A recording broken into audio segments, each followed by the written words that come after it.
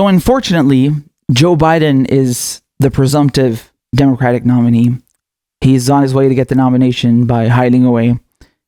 And it turns out he's now trying to pander to Republicans.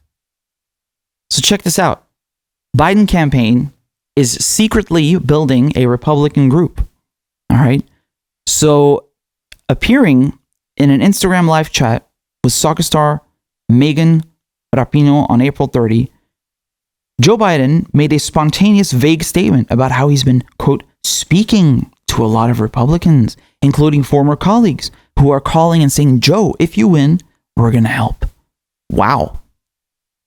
Then he showed his hand. Matter of fact, there's some major Republicans who are already forming Republicans for Biden, the former vice president said. Major office holders. Wow. That's impressive. I hope it's Dick Cheney. Interviews with several of the most prominent never-Trump Republicans reveal that for now, the nascent effort is loosely defined and can ultimately take a variety of forms. But preliminary talks about messaging, engagement, leadership, and rollout are starting to be broadly sketched out, according to sources directly familiar with the matter. One former top Republican Party official said it is literally just forming. So he said, I've had several conversations with people who have approached me. It's going to take off. It's going to happen. The question is to what degree and form it does. Republicans for Biden. Wow. The movement behind the scenes is in contrast to the very public effort to unite the left, but matches Biden's own professed fondness for working with Republicans. Oh, like that time when he bragged about working with segregationists? So this sentence is very important. Okay, let me translate what this means. Instead of trying to appeal to progressives and unite the left, which they always whine about, right? No. Why would Joe Biden do that? Fuck progressives. He's going to the right. He's going to the Republicans. Are you surprised? Mr. Republican Light is now creating a group called Republicans for Biden. Wow. I mean, we all know it's a one-party state. They're all the fucking same. They're all the fucking same. But it's so interesting because they always talk about, oh, we have to unite the left and, oh, you know, we really appreciate you.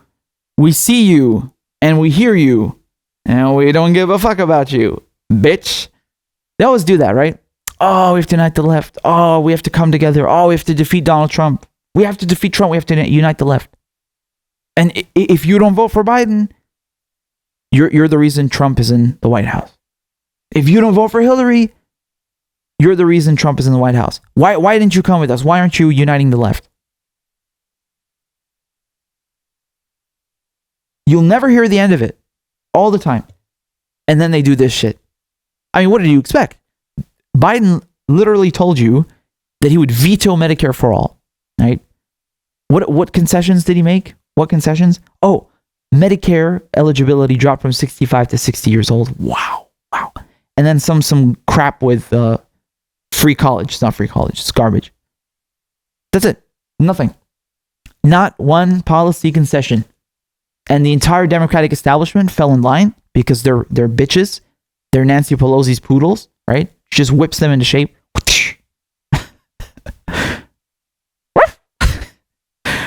Vote for Biden. And then they all go and do a PR tour for Biden, right? You know the thing. So, yeah, why would the Democrats try to appease progressives? Fuck them. They don't care about you. You already gave up all of your leverage. You don't have any leverage. They don't owe you anything. You can't force their hand. They don't need you.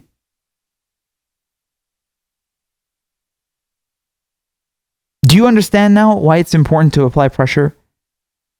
If there is no pressure coming from the left, that only leaves pressure coming from the right. Meaning these politicians will veer off towards the right. And this applies to everyone.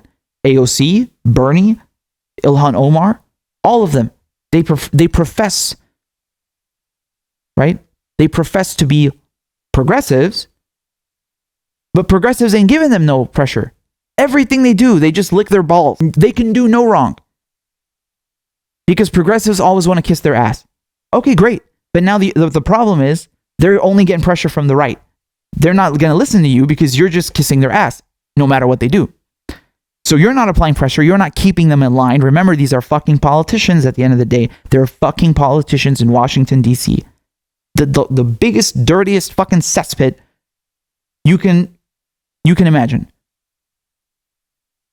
The most corrupt fucking place on earth. You need to keep them in line.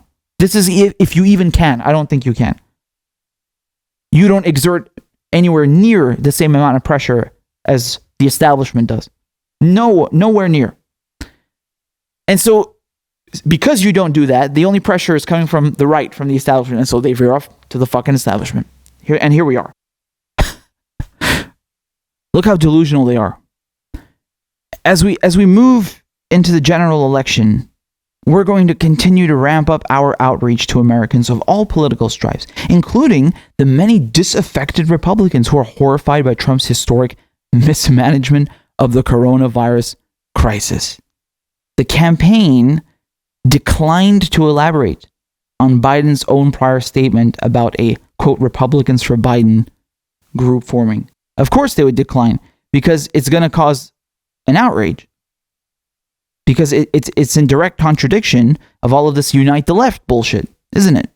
I don't know why, but people approve of Donald Trump's handling of the coronavirus crisis. I think it's fucking abysmal. But if you look at the polling, if it's real, they approve of his handling for some fucking reason. There you go. That's the brainwashing. On top of it, the guy has like 98, 96% favorability within his own party. Madness. He's the most popular president in the Republican Party in modern history.